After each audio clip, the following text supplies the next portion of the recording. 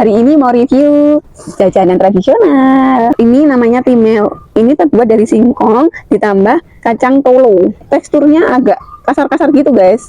Dikasih kelapa parut. Rasanya kayak tiwul guys. Ini Bengawan Solo.